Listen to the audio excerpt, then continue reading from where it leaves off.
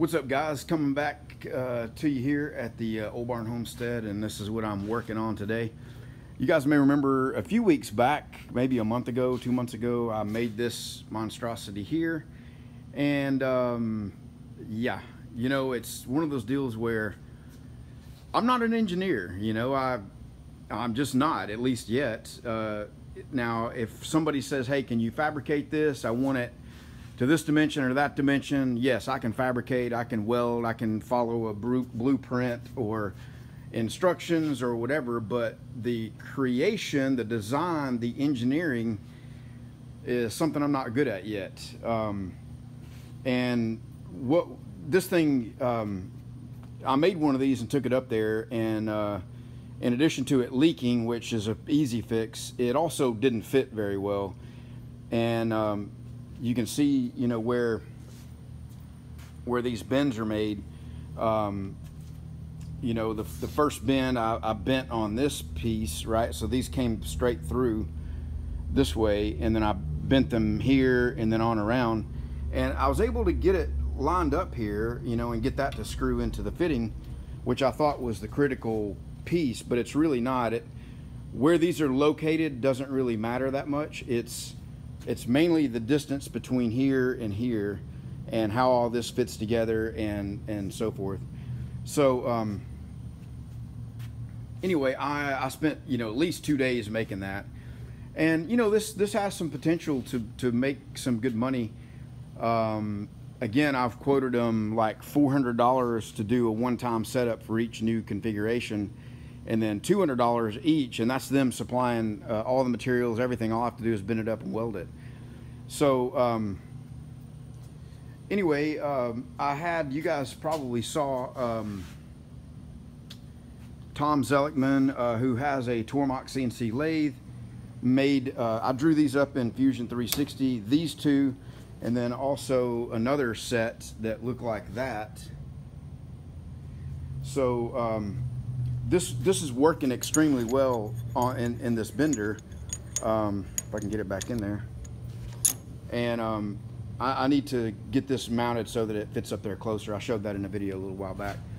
But I'm pretty happy with that, you know, and instead of doing the heat and manual bend, which is kind of how they do it, you know, this is just kind of bending it on these dies, and it did deform a little bit, but not really that bad. It's not, I mean, if you look at this one, this is the one they made, and I don't know if you can see that, you know, that bend there, but you know, of course, this inner one's definitely going to be flat, but this one here, you know, kind of flattened out as well. So I think these can be bent without any heat at all on that. And the same thing up here. So what I want to do, this is where E-formats and you know, EcoMouse, any of you engineer types come into play. So I'm going to have, you can see that I had, you know, I drew these dies up, and they do fit in there pretty well, so that they'll bend. Wow, everything's kind of blurry. So that can make that bend, and then there'll be, whoops, let me get this set back up. Let me put you on the tripod, and that way you can see better.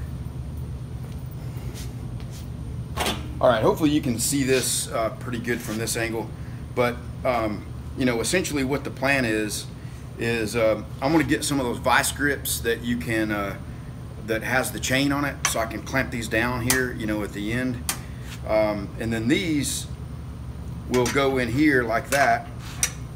And then the only thing that's mainly adjustable that they need to have varying lengths is the length between here and here. Okay. So the position of this top one, you know, needs to be adjustable this way or this way. So I'm using the same DOM tubing that the bender uses, you know, and that design seems to work pretty well.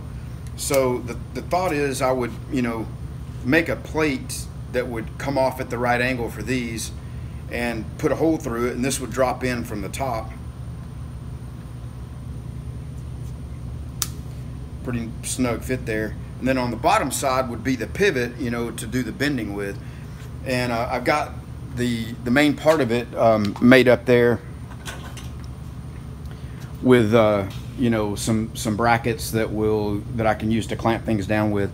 But what I want to know, or what your thoughts are, is what's the best way to make this adjustable so that you know, this bottom one down here would be fixed in place, but the top one would be adjustable. And I'm going to pull this off the end a little bit to give room there.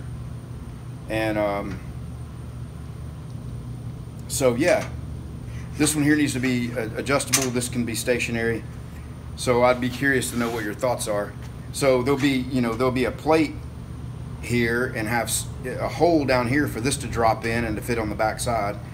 And then so I was thinking about doing a slot here that can move this one up and down, but how do I secure it? You know, what's the thought on that? So anyway, you guys can be my engineer. I'll be the fabricator. Whatever you guys say that I need to do is what I'll do. Yeah. So that's what I got going on here this afternoon. Good Friday, Easter weekend. You guys saw the paint video I just uploaded. I finally got around to defrosting that and unplugging it. It'll be interesting. I think it was using quite a bit of energy there. And so I got my small one set up, but I'll show you these. I wanted to show you these Cubs things. I got them in here just kind of curing, you know. But I was pretty happy with it. I think the guys that I made them for will really like them. The clear's laid out pretty nice. The pattern's pretty cool. So, all right, guys, let me know what you think on that engineering, and be interested to see the comments. As always, thanks for all your help, and hope you guys have a good Easter weekend.